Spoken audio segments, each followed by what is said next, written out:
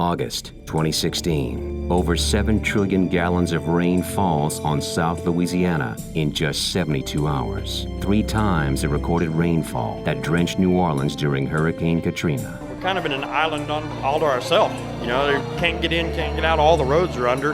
But here, it was the length of sustained rain showers that became the driving force of the emerging disaster. It was just raining, no big deal. And then this morning we get up and it looks like this. We had storms moving from north to south, and on our east they were moving from south to north as they rotated around this area of low pressure. And it just continued to produce rain. It was unrelenting. The weather system caused widespread flooding in 20 parishes. Couldn't believe it, just worse than I'd ever seen before. With more than 60,000 houses ravaged by rising water, thousands of residents are stranded in their homes in need of rescue. The greater Baton Rouge community and surrounding areas are among the hardest hit. March flood was deemed the 100-year flood. The August flood was deemed the 1,000-year flood. But between those two events, 56 out of 64 parishes were declared major federal disasters.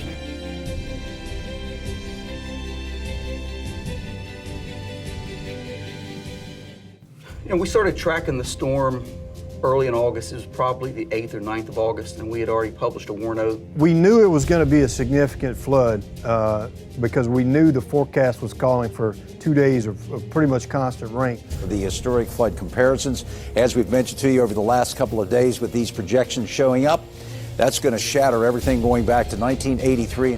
Well, first of all, I always meet with General Curtis, and we meet early. If we make an error, we go big early. And one of the things that always is in my mind is we never want to be late to need. No organization can anticipate every possible need in a wide-scale emergency, but the Louisiana National Guard had already begun staging life-saving equipment and calling guardsmen to duty. We've been through enough events and we do enough all-hazards planning that we have an idea what pre-storm activities have to be accomplished in order to be successful. We're doing some pre-combat inspections, pre-combat checks on our aircraft, just getting ready. We actually went through the process of making sure that the units had all the high water vehicles prepared, generators ready, boats ready.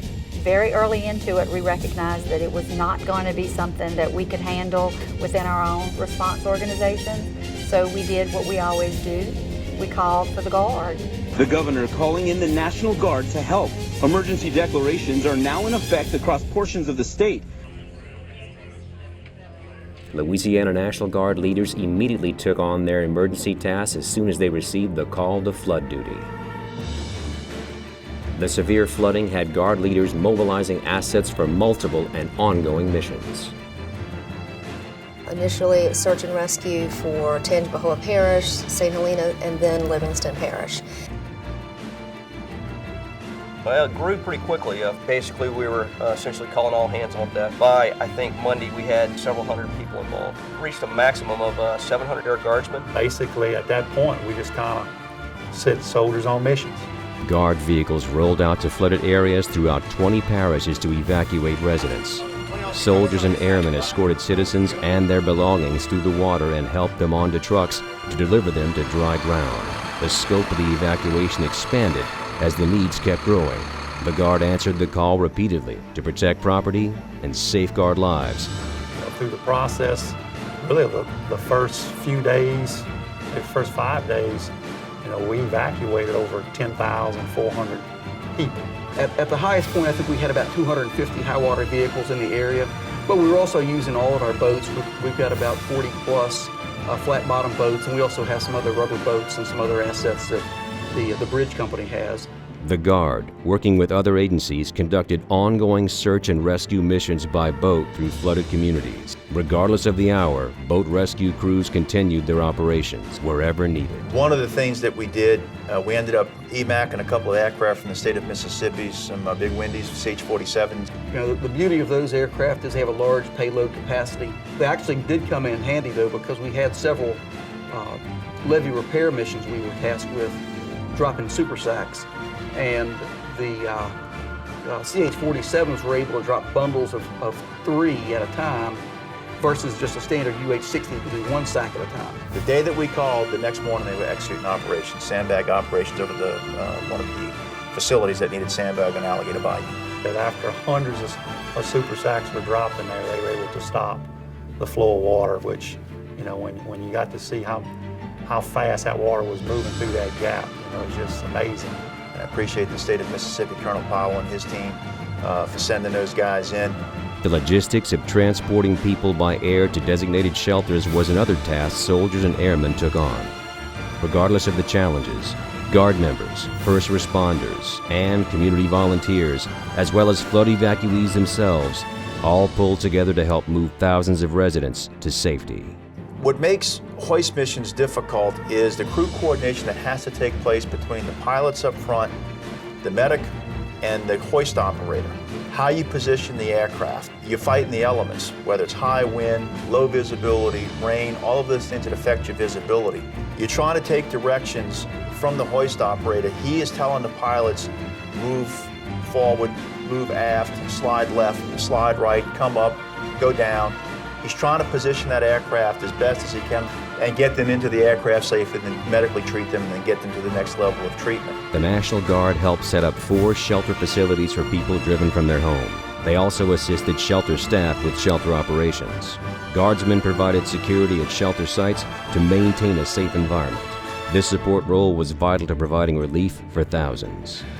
We used Hammond as our base of operations initially, and the regional support area, RSA, is in Roseland, Louisiana, approximately 30 to 40 minutes north of Hammond on Interstate 12. We realized very quickly that we needed to assemble our force, get our commodities distribution folks together. It's mostly the 165th Transportation Battalion, and start our preparations for when the search and rescue was over with, to be able to set up pods and set up our operations to be able to support providing food and water to people in the impacted area. As floodwaters receded, the Guard transitioned to supporting recovery operations. Guard personnel staffed points of distribution where packaged food and bottled water was given to those displaced by flooding.